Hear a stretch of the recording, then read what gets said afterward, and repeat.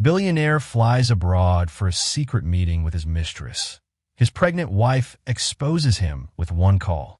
Picture perfect wealth, a sprawling mansion, and the promise of a fairy tale marriage. This was the life Richard Harrington and his pregnant wife, Clara, once believed they had built.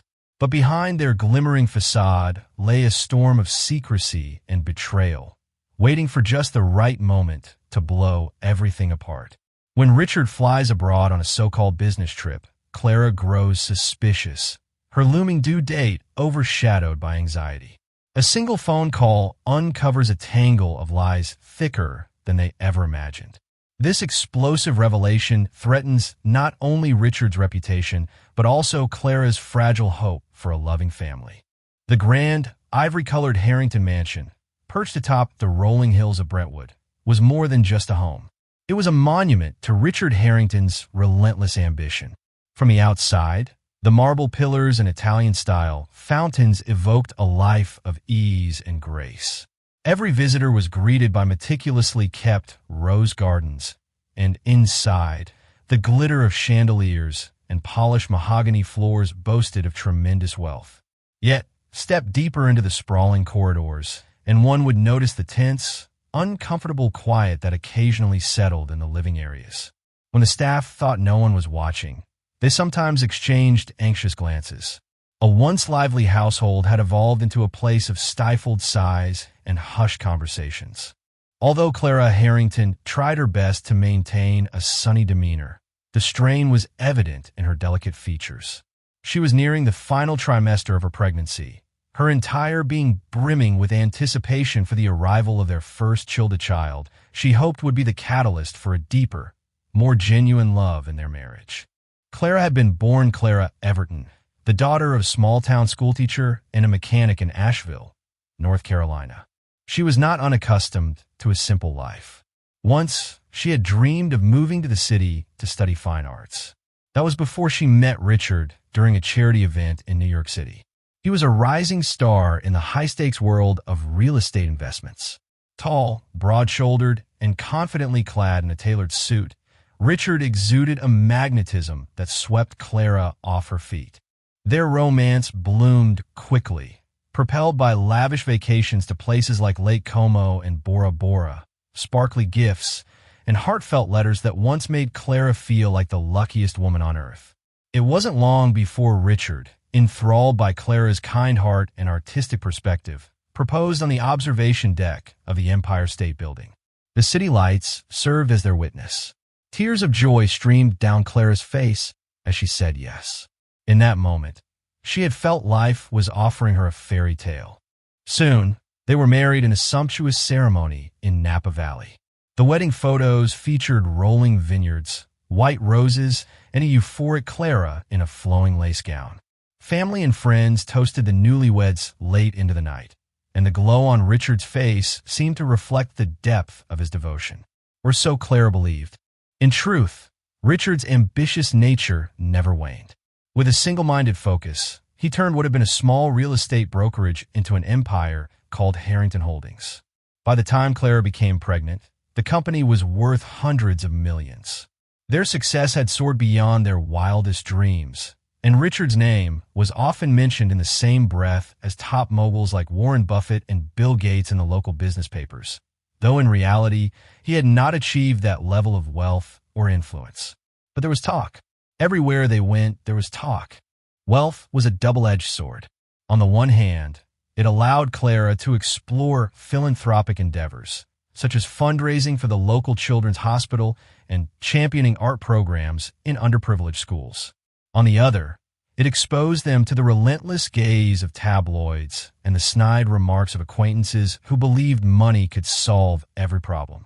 Moreover, it drew Richard into the circles of those whose moral compasses twisted easily for the sake of profit or pleasure.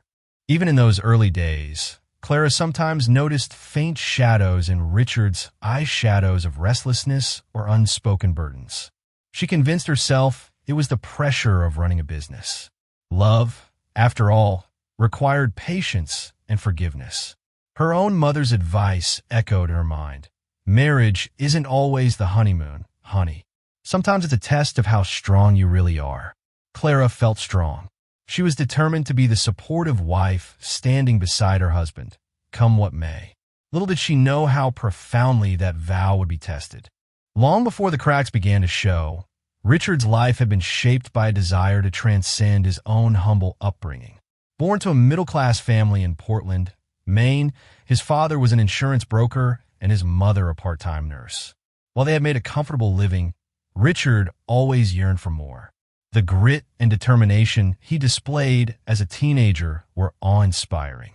He spent summers mowing lawns and winters shoveling snow to earn extra money. His restless ambition led him to a business scholarship at the University of Pennsylvania, where he impressed professors with his entrepreneurial instincts. In his 20s, Richard relocated to New York, longing to break into the real estate scene. He thrived in a cutthroat environment, quickly making a name for himself by flipping small apartment buildings in emerging neighborhoods. With each successful sale, his confidence soared. He found that money was indeed a powerful key, unlocking doors to exclusive clubs, political fundraisers, and swanky galas where a man of wealth was not just admired, but aggressively courted. It was at one such fundraiser where he spotted Clara. She wore a simple yet elegant black dress, her dark hair swept into a modest updo. Something about her wide, earnest eyes, reflecting a genuine spirit amid all the artifice, caught his attention. By the end of that night, he had introduced himself. Though he was typically brash with women, there was a gentleness to his approach with Clara that surprised even him. The synergy they shared was magnetic. Clara's authenticity balanced the edges of Richard's ambition. It was as if she reminded him of where he came from, of the down-to-earth existence he had once known. Yet she also saw the spark in him, admired his drive to become someone greater than his origins might have suggested. After their wedding, the demands of Harrington Holdings increasingly consumed Richard's time. Marathon meetings, flights to various cities to secure major deals, and cocktail parties with potential investors formed the backbone of his schedule. While Clara yearned for the nights they used to spend cooking dinner together and talking about their day, Richard was often absent, claiming he had to entertain important clients. Each missed date night left her with the sting of disappointment, but she dismissed it as part of marrying a busy executive. Clara clung to small consolations, their romantic weekend getaways to cozy bed and breakfasts, the sweet notes Richard tucked in her coat pocket every so often, the way he talked about wanting a family, a legacy, someday. But as Harrington Holdings grew, so did the swirl of gossip. The business world whispered rumors of Richard's more flexible ethical judgments. Some said he made under-the-table deals with unscrupulous realtors in Hong Kong and Eastern Europe. He was also rumored to mingle with high-profile socialites known for their willingness to close deals in ways that extended beyond finance. Clara disliked hearing these insinuations, but she found no concrete evidence to confirm them.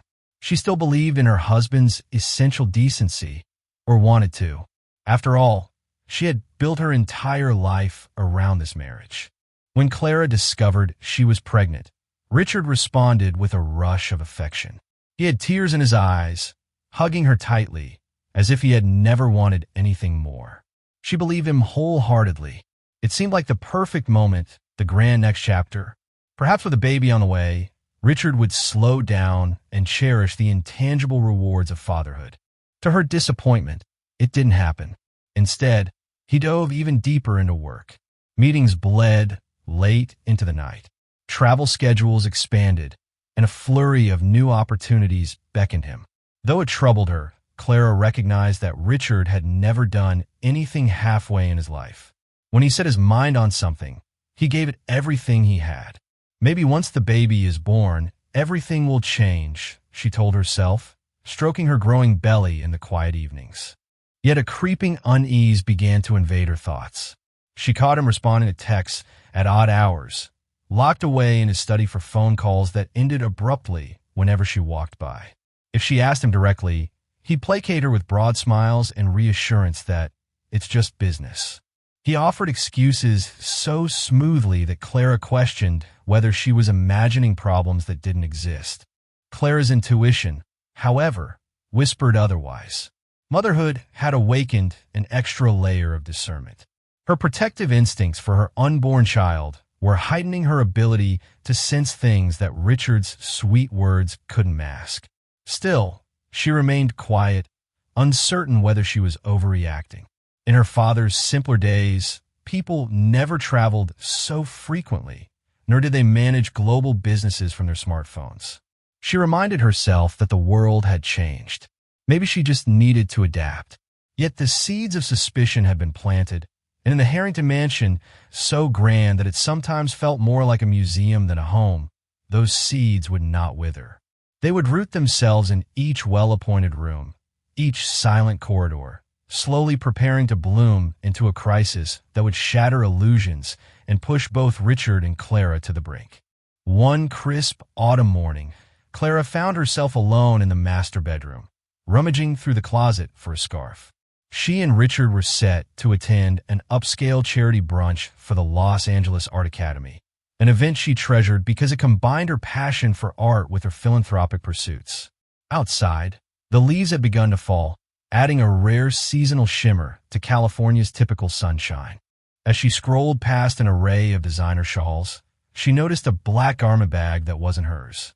It was distinctly masculine, with the Harrington Holdings emblem embroidered on the front. It wasn't the bag that caught her attention, per se, but rather its placement. Richard generally kept his suits in a separate walk-in closet. Curious, Clara unzipped it. Inside was a strikingly elegant tuxedo she had never seen Richard wear. A tiny detail gave her pause. In the pocket was a receipt from a shop in Milan dated a mere month ago, during a period he'd told her he'd been on a business trip to Berlin. Baffled, she carefully put everything back in place and closed the closet door, her heart pounding in her chest. Memories surfaced of Richard's stammering explanation for why he had been unreachable for nearly 24 hours on that trip. What if something really was off? She wondered. She quelled the surge of apprehension, rationalizing that perhaps his flight had been rerouted or he had spontaneously decided to shop in Italy if he had a stopover. Nonetheless, the lie about being in Berlin rather than Milan triggered alarm bells. Why would he feel compelled to lie? Later that afternoon, during the drive to the charity brunch, Clara wrestled with the urge to bring up the tuxedo.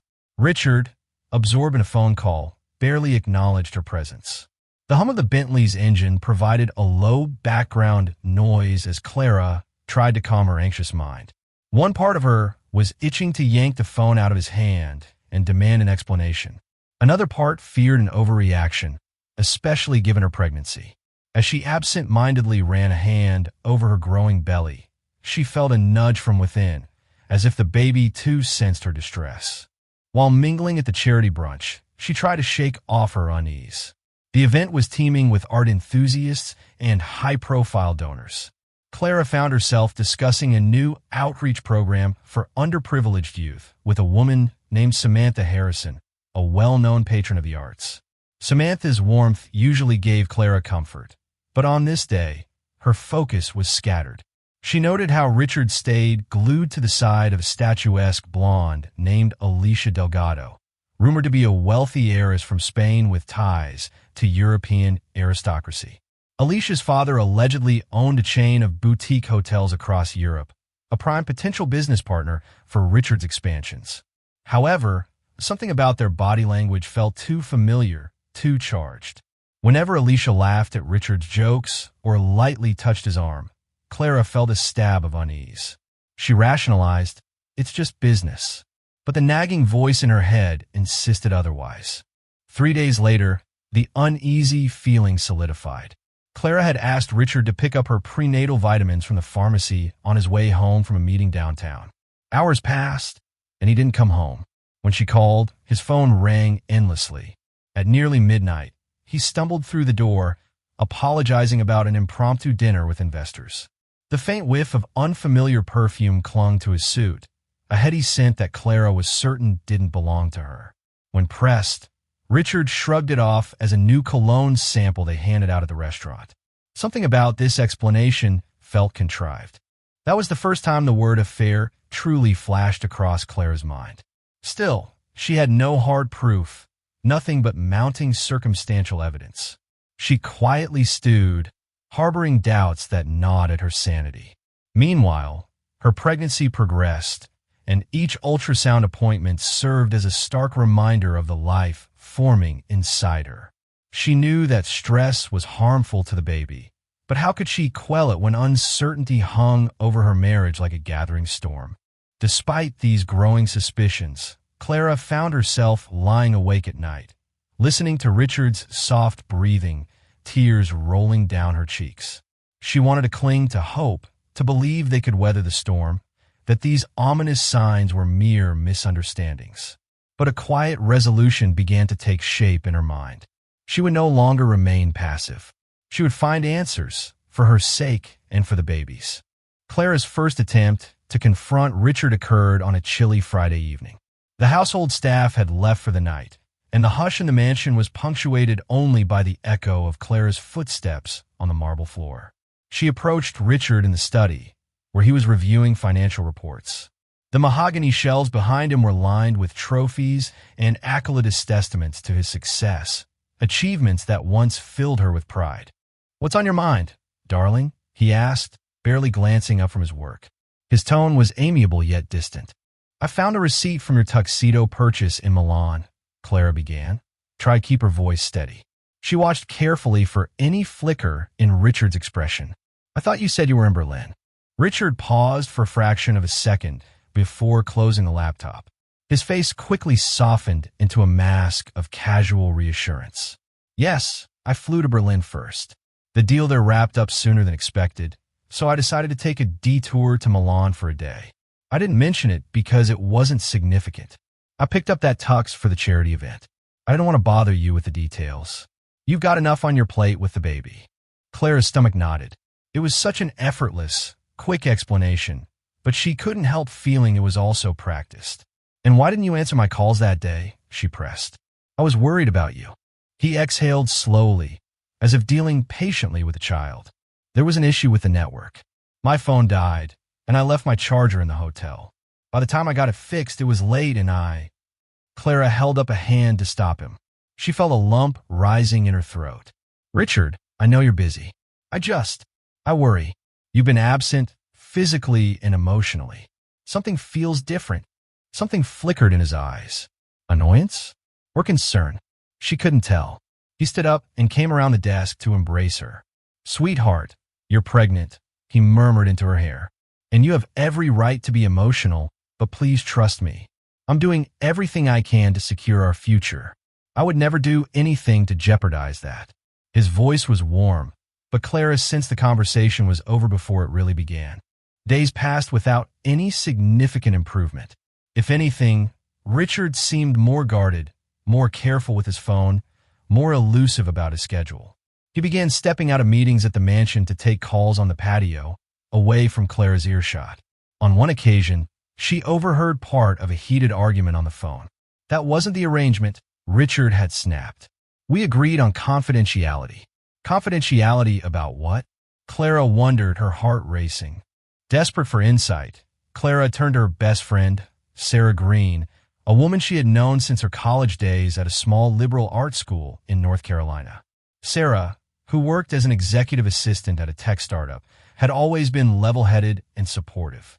Over coffee at a trendy cafe near Santa Monica, Clara confided her fears, her voice trembling. Sarah listened intently, nodding with compassion. She encouraged Clara to trust her instincts. "Something is definitely off," Sarah said gently. "Even if there's a chance this is all a misunderstanding, you shouldn't have to live with this kind of stress. Talk it out or find a way to get to the truth." Clara left that meeting feeling somewhat emboldened. That night, after Richard returned from a function at the Beverly Hills Hotel, she resolved to speak up again. Once more, he dismissed her worries, chalking them up to hormones and stress. But that time, she spotted a flicker of panic in his eyes when she pressed him about Alicia Delgado. "She's just a potential investor," he insisted, eyebrows furrowed. "I'm courting her for a major development in Barcelona. Stop reading into every interaction I have with a woman." To the outside world, Alicia Delgado sparkled like a gem in the crown of high society. Born into Spanish aristocracy, Alicia was fluent in 5 languages, had studied art history at the Sorbonne, and was rumored to have turned down a marriage proposal from a European prince. She was tall, slender, and exuded an almost regal grace. Despite her polished facade, Alicia's personal life was wrapped in speculation, a series of whirlwind romances, alliances with powerful men in the finance world, and an uncanny ability to dodge scandal, even as gossip trailed closely behind her. Richard, it seemed, was only the latest name rumored to be connected to Alicia. On social media, she carefully cultivated an image of glamour, jets to private islands, front row seats at Paris Fashion Week, exclusive events at the Cannes Film Festival.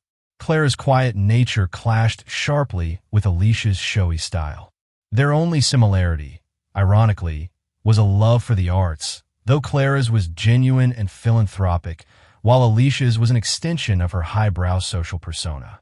Suspicions about Alicia blossomed into near certainty when Sarah Green decided to do some investigating of her own.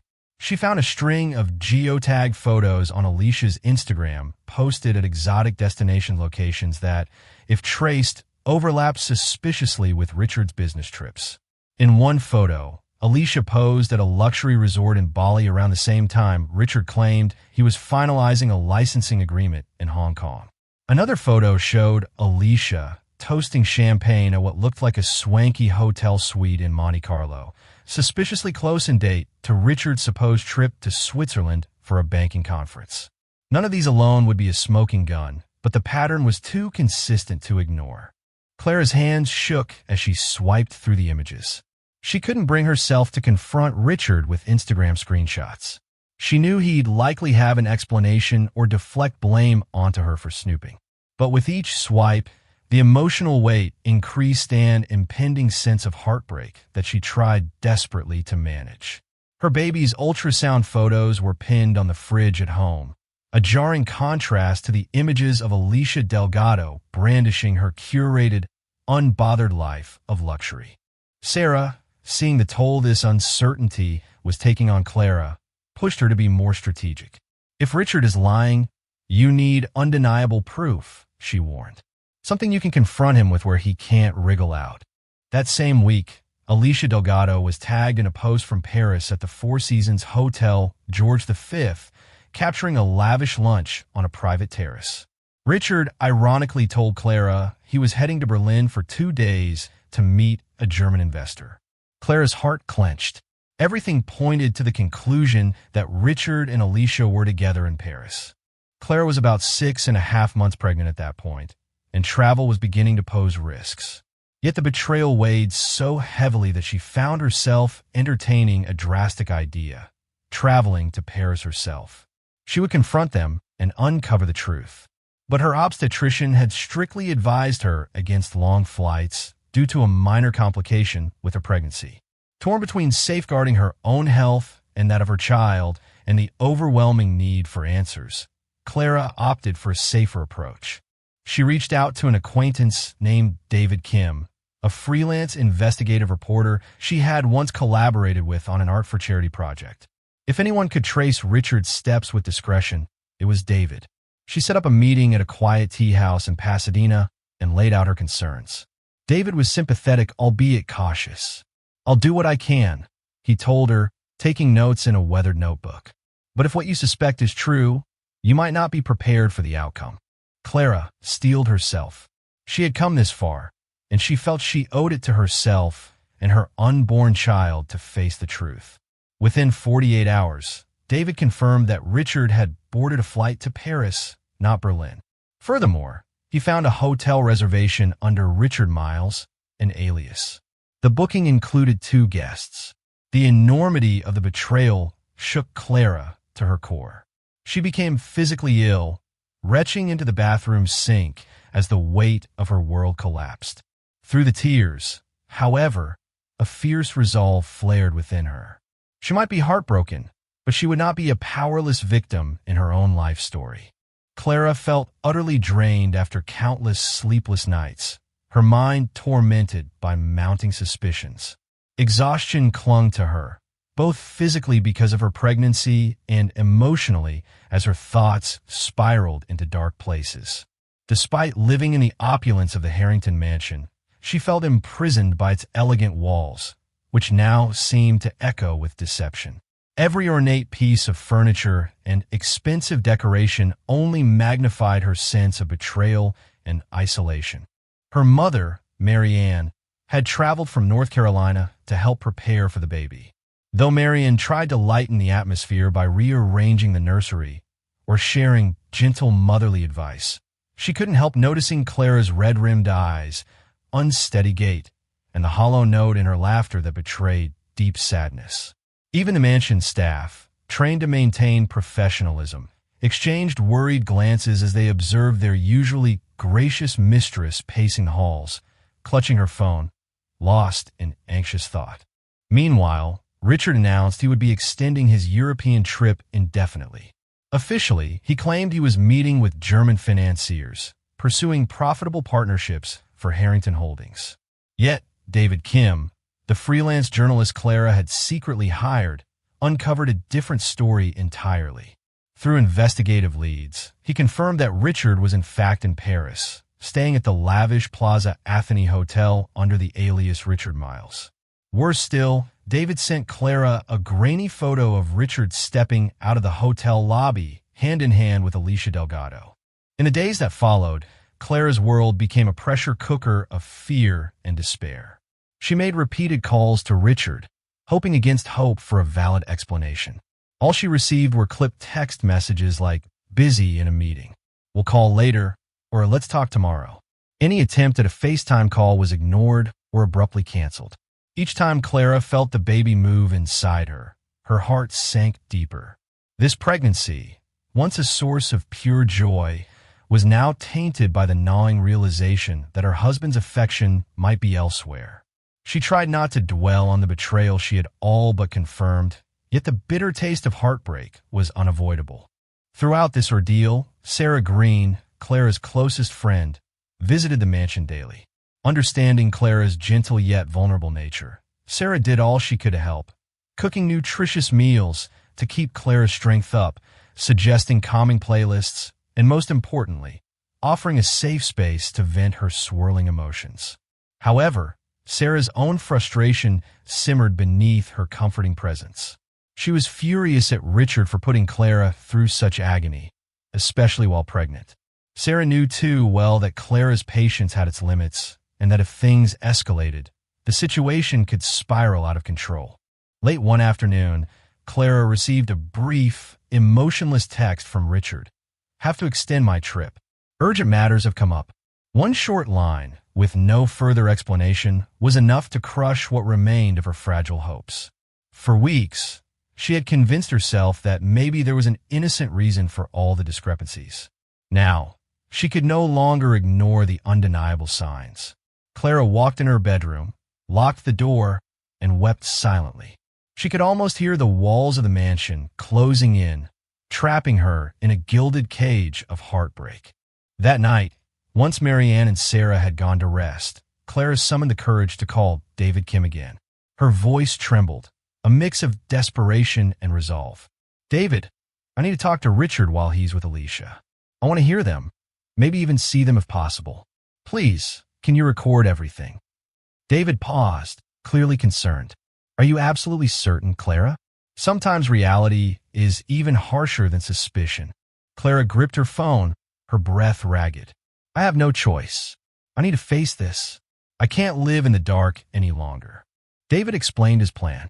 Already in Europe for another assignment, he could head to Paris on short notice.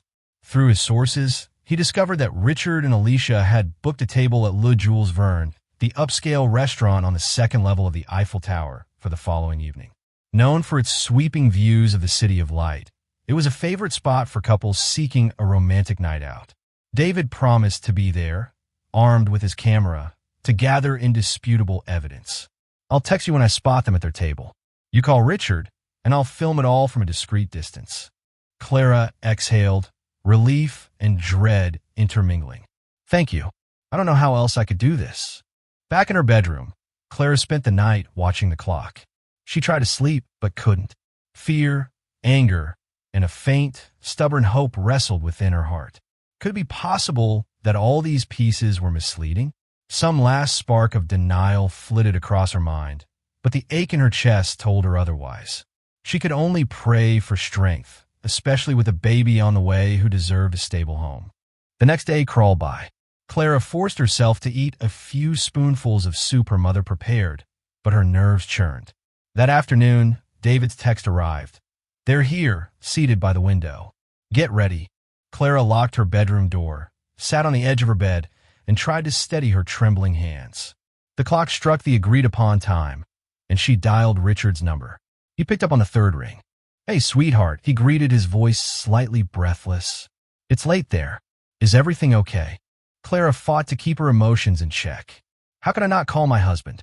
Tell me, how's Berlin?" There was a split-second pause. Berlin is fine.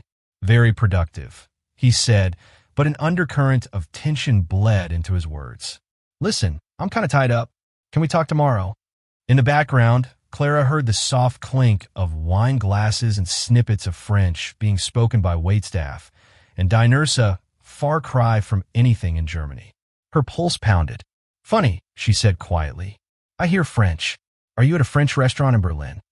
An uneasy silence. Finally, he spoke. "It's a French-themed bistro here. It's a popular spot." Clara's throat tightened as she pushed harder, determined to expose him. "Could we do a quick FaceTime? I want you to see me, and our baby is really active.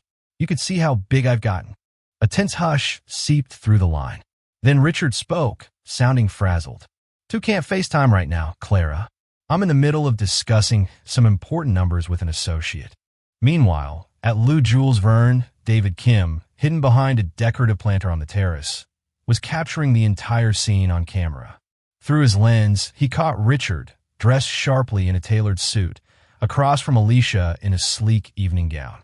Their body language was unmistakably intimate, their hands intertwined. Alicia looked faintly amused, perhaps unaware of the bomb that had just gone off. Richard's expression, however, was panicked. He was staring at his phone, clearly unsure how to calm his wife's pointed questions from half a world away. Clara steeled herself. She had all the confirmation she needed. "You're lying to me, Richard," she said, her voice quivering with anger and sorrow. "I'm done pretending we have a normal marriage." Richard sputtered. "Clara, Yuri, maybe you're stressed. We can sort all this out once I'm back." She cut him off, her tone turning icily calm. "My mother's here. I'm fine. I deserve the truth about everything. But if you won't give it to me, I'll find it myself." With that, she ended the call, tears cascading down her cheeks. The phone dropped from her hand onto the bed. She pressed her palms over her eyes, overcome by a tidal wave of grief. On the other side of the Atlantic, David Kim continued filming as Richard fumbled to pocket his phone, his face a haunted mix of guilt and alarm. In that moment, the future of the Harrington family changed irrevocably. Richard's fragile web of deception was laid bare, and Clara's courageous act of confronting her worst fears ignited a chain reaction that could not be undone. There would be no more illusions and no more grace notes of denial.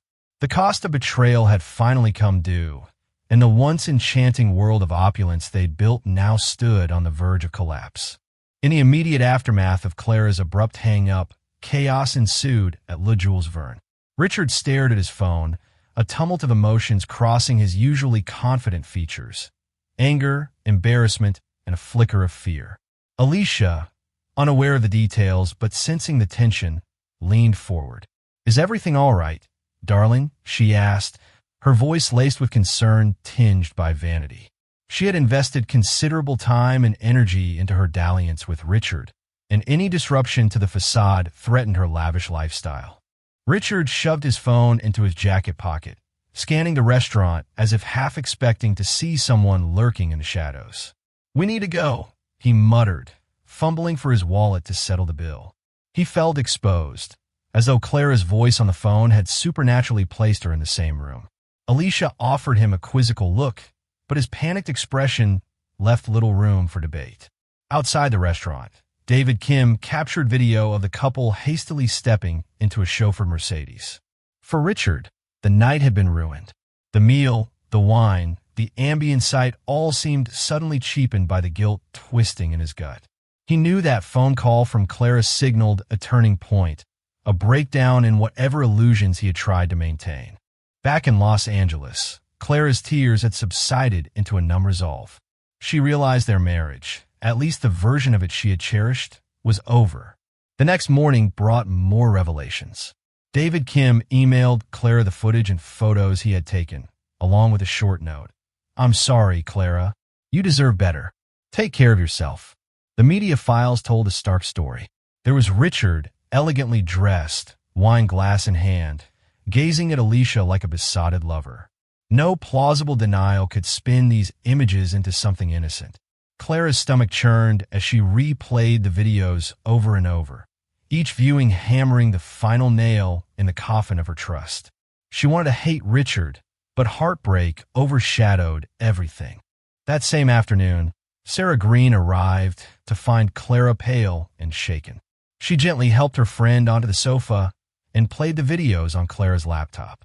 "That's all the proof you need," Sarah said, her voice trembling with sadness and anger. "I'm so sorry, but at least now you know." Clara nodded, her eyes glassy, tears threatening anew. "I have to figure out what to do next." Sarah took her hand, unwavering support shining in her eyes. "Whatever you decide, I have your back." Hours later, the phone rang. It was Richard. Perhaps he believed he could smooth talk his way out of this. Clara let it ring the first few times, ignoring him as she tried to collect her thoughts. She was no longer the naive, docile wife. She was a mother-to-be, fiercely protective and determined not to tolerate any more deceit. Finally, she answered. "Clara, listen," Richard began, his voice testy, the polished veneer cracking. "I'm cutting my trip short. There's obviously been a misunderstanding. I'd like to come home and talk." In the background, Clara heard the bustle of what could be an airport lounge. Part of her was glad. Part of her dreaded the confrontation. Yet she found her voice surprisingly steady.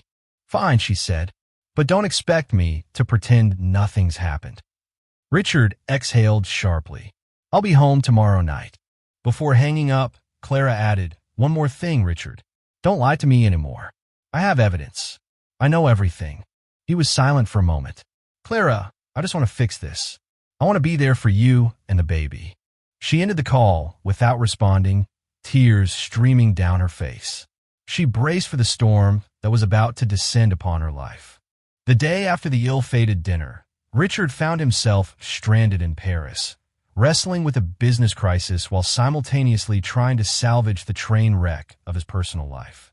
Alicia lingered in the luxurious suite, trailing him with concerned glances, her arms often crossed in quiet frustration. She wasn't used to playing second fiddle to anyone, let alone a pregnant wife thousands of miles away. Between phone calls to Harrington Holdings and attempts to contact Clara, Richard was bombarded with messages from his staff. An investor had withdrawn from a lucrative project in Dubai, presumably spooked by rumors of instability in Richard's personal dealings. Gossip in high society circles spreads quickly. Although no official tabloids had run the story yet, the hush of speculation was enough to rattle business alliances. Richard could feel the foundation of his empire trembling with each new phone call. Alicia tried to console him with affectionate gestures, pouring expensive champagne, suggesting they relax at the hotel spa or take a day trip to Versailles. But Richard's mind was elsewhere, locked on the chain reaction that a scandal would trigger. If his high-profile investors got wind of an ugly marital situation, it could tarnish his carefully cultivated image. In truth, the business fallout worried him as much as losing Clara. Or is it more? He asked himself in a rare moment of introspection. He had once loved Clara deeply. Did he still? If so, how had he let it get to this point? A frustrated Alicia eventually confronted him. "What is your plan, Richard? Are you leaving me behind here in Paris?" Her eyes narrowed, her voice low. "We had an agreement. Your wife wasn't supposed to find out." He dragged a hand through his hair, exasperation etched on his face. "I'm dealing with it," he snapped. "You don't get to question me about how I handle my marriage." Alicia bristled, turning away to stare at the cityscape outside the window. For a moment, it appeared she might pack her bags and return to Spain, but leaving now, with so much still uncertain, might jeopardize her own interests. Whether she truly cared for Richard or not was debatable. What she craved was stability, wealth, and the social standing that came with being linked to a powerful man. Still, the tension between them was palpable. Gone was the fantasy of a carefree Parisian romance. The suite felt claustrophobic, infused with the stench of anxiety. Richard's phone rang for the 10th time, that morning his legal advisor, no doubt. Alicia rolled her eyes, slipping into the bathroom to give him some semblance of privacy. The illusions they had spun were unraveling rapidly, revealing the ugly truths beneath. By evening, Richard had made plans to return to Los Angeles, booking a first-class flight on Air France. Alicia, however, remained in the suite, uncertain if she should follow. "When will I see you again?" she asked softly as he stuffed clothes haphazardly into his suitcase. Richard paused, staring at her with conflicted eyes. "I don't know," he admitted. "Let me sort out the chaos at home. I'll contact you." As the door closed behind him, Alicia Delgado was left to contemplate a future that seemed far less guaranteed than it had yesterday. Meanwhile, Richard was on his way back to face a reckoning he had never wanted or anticipated. Richard Harrington's arrival at LAX was not met with the usual fanfare of a private car service. Instead, Sarah Green was there, arms crossed, wearing a look that could slice through steel. She had insisted to Clara that someone else drive him home, ensuring he was stripped of his typical comforts from the moment he set foot on American soil. In the back seat of Sarah's modest sedan, Richard shifted uncomfortably, phone clutched in his hand. He tried to make small talk, but Sarah shut him down with a cutting glare. "Don't you dare pretend this is business as usual," she snapped, her eyes flicking up to the rearview mirror. "You've hurt Clara more than you can imagine." Richard looked away, the weight of shame pressing on him. Yet as they wove through LA traffic, he also steeled himself for the argument that awaited. He had a strategy: deny what he could, minimize the rest, and salvage at least some portion of his marriage. "But can it be saved?" a nagging voice asked. At the mansion, Clara sat in the living room, visibly pale, her belly prominent beneath a soft cotton dress. On the glass coffee table rested a thick envelope containing the photos and a USB stick with the incriminating footage David Kim had collected. She had considered discarding it all, but a part of her wanted Richard to see that she was armed with more than just intuition. When he entered, tension filled the room like a toxic cloud. He tried to approach her, but she lifted a hand, palm outward. Her eyes, though red-rimmed, were fierce. "No, don't touch me. Not until we talk." He swallowed. "Clara, I know you're upset." She cut him off, pointing to the envelope. "Look at that. I'm not going to say another word until you see it." Reluctantly, Richard opened the envelope, flipping through the photos and pulling out the USB drive. He inserted it into a laptop that Sarah had placed on the coffee table. The living room filled with the damning images of him and Alicia strolling hand in hand, wine glasses clinking, Alicia leaning her head on his shoulder. The final nail was the short video clip from LeJules Verne capturing their intimate dinner. Richard watched in silence, his posture collapsing. Clara finally spoke, her voice trembling with a mixture of rage and heartbreak. "How long?" Richard's eyes darted to Sarah, who stood by the doorway with folded arms. "Sarah, can you give us a moment alone?" She shook her head. "Not until Clara tells me to leave." Clara didn't dismiss Sarah. Instead, she stared Richard down, waiting. Finally, he offered a choked confession. "A few months," he mumbled. "It started when Alicia invested in our Barcelona development. It just happened. It just happened." Clara echoed bitterly. "That's your excuse? Do you have any idea what it's been like for me, carrying your child while you gallivant around the world with another woman?" He struggled to maintain composure. "Clara, it wasn't about love. It was a fling, a mistake. I swear I still love you. I was stupid, reckless. Please, don't throw away our marriage for a moment of madness." She let out a harsh laugh, tears spilling over. "A moment? You've been lying to me for months. You missed doctor's appointments. You left me in the dark while I was terrified and alone, carrying our child. Richard dropped to his knees in front of her, ignoring Sarah's presence. I'll do anything, he begged.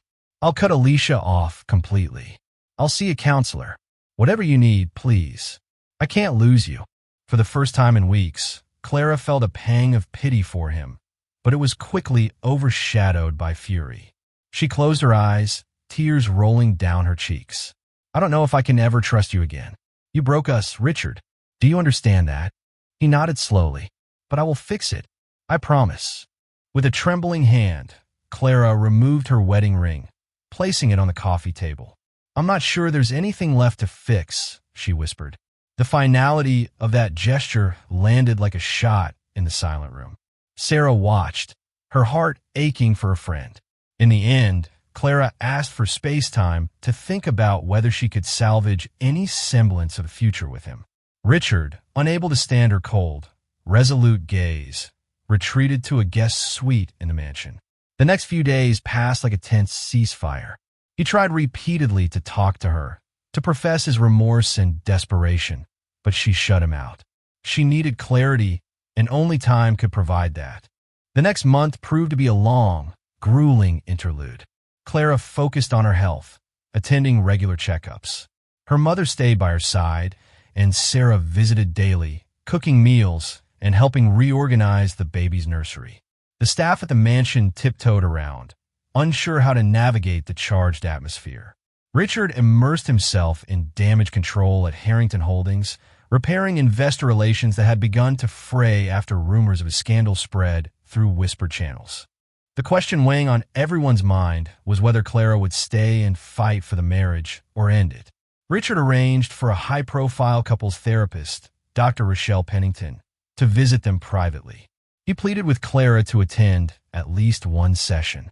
She agreed, if only to gauge whether there was any foundation left to rebuild upon. In the stark, tastefully decorated office of Dr. Pennington, Clara sat on one side of the couch, arms protectively around her belly, while Richard perched stiffly on the other side, his hands clasped so tightly that his knuckles turned white. The hour was filled with raw disclosures. Richard confessed that the affair was a misguided attempt to escape the crushing stress of his business life. Alicia had been an alluring distraction, and he never intended for it to unravel his family. Clara wept, explaining how betrayed and humiliated she felt, how she didn't know if she could ever forgive him or trust him again. Dr. Pennington's verdict was nuanced. Forgiveness, she explained, was a journey that could take years. Rebuilding trust after such a profound betrayal was possible, but only if both parties were wholeheartedly committed, and if the offender was willing to accept full responsibility and transparency. If Clara couldn't see a genuine transformation in Richard, or if she couldn't open her heart again, the marriage would be doomed. Days later, an unexpected event forced Clara's hand. She went into early labor. Whether it was the stress or a natural complication, her water broke nearly 4 weeks before her due date. In the frantic rush to the hospital, Richard was at her side, racked with worry. By the time they reached Cedars-Sinai Medical Center, Clara was in active labor, her contractions coming fast and strong. Nurses prepped her for delivery, hooking her up to 4 fluids and monitoring the baby's heart rate. As the hours rolled on, Clara fought through the pain, tears mingling with sweat. Richard held her hand, whispering words of support and remorse, uncertain if his presence was welcomed, but determined not to leave. In a dramatic, painful finale, Clara gave birth to a baby girl, a tiny yet determined child who cried the moment she entered the world, as if already aware of the turbulent circumstances of her arrival. Exhausted, Clara sobbed as the newborn was placed on her chest. At that moment, all the anger and betrayal receded into the background. What mattered was this fragile, precious life. Richard, too, wept openly, gently placing a trembling hand on his daughter's head. For a while, in that hospital room, they were just 2 parents marveling at a newborn miracle, temporarily freed from the shadows that had haunted them. Years passed. The Harrington Mansion, once a monument to ambition and a stage for heartbreak, had slowly, quietly become a home again. The echo of lies had been replaced by the sound of a little girl's laughter. Their daughter, Lily, who was now celebrating her 5th birthday in the sunny backyard. Richard was no longer the man who lived for the next deal. The scandal had been a brutal, humbling crucible. He'd sold off a significant portion of his overseas holdings, streamlining his company into something more manageable, something that didn't demand his soul. He now left the office at 5 o'clock sharp, not to entertain investors, but to play hide-and-seek among the rose bushes with Lily. He had attended every therapy session, every parent-teacher conference, and every doctor's appointment. He had surrendered his privacy, giving Clara full access to his calendars, his phone, his life, not because she demanded it anymore, but because he wanted to prove, day by day, that he was a man worthy of her trust. Clara had found her own strength in the aftermath. She had re-enrolled in school and finished her fine arts degree. With Richard's full support, she opened a small, successful gallery in Santa Monica dedicated to showcasing emerging local artists. She was no longer just a billionaire's wife. She was a gallerist, a philanthropist, a mother, and a woman who had walked through fire and refused to be consumed by it. Alicia Delgado was a ghost from a past life, a name neither of them ever spoke. She had faded back into the European social scene, her connection to the Harringtons a forgotten piece of gossip. As Lily blew out the candles on her princess-themed cake, surrounded by friends and family, Richard caught Clara's eye from across the lawn. He smiled a genuine, quiet smile that held none of his old swagger. She smiled back, a warmth spreading through her chest. Theirs was not the fairy tale love she had once dreamed of. It was something far more real and resilient. It was a love that had been shattered and then painstakingly glued back together, piece by painful piece. The cracks were still there, but they had filled them with forgiveness, patience, and a shared commitment to the beautiful family they had almost lost. They had learned that true love wasn't about perfection. It was about choosing to show up for each other, even and especially when it was hard. As Richard wrapped his arm around her, and they watched their daughter unwrap her presents with glee, Clara knew they had made it. The storm had passed, and in its wake, they had found their way back to the sunshine. Thank you for following this dramatic saga. What began as a fairy tale marriage in a world of wealth and endless possibility quickly turned into a cautionary tale of lies and betrayal. Yet, even in the darkest chapters of heartbreak, hope flickered like a fragile candle. If this story of deception, heartbreak, and ultimate redemption captivated you, please show your support by liking this video, sharing it with your friends, and subscribing to our channel. Stay tuned for more real-life drama fiction that will keep you on the edge of your seat.